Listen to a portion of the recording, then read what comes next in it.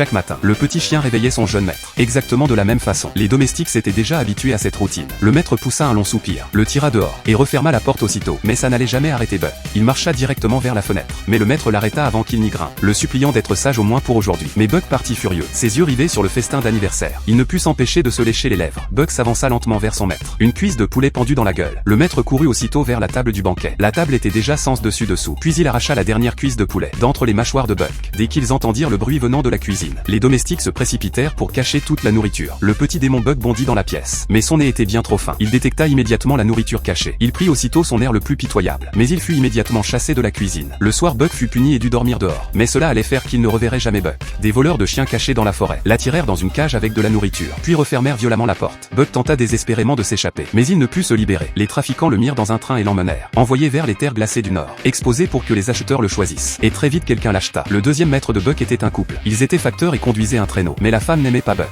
Elle ne savait pas encore que Buck leur sauverait la vie plusieurs fois à l'avenir.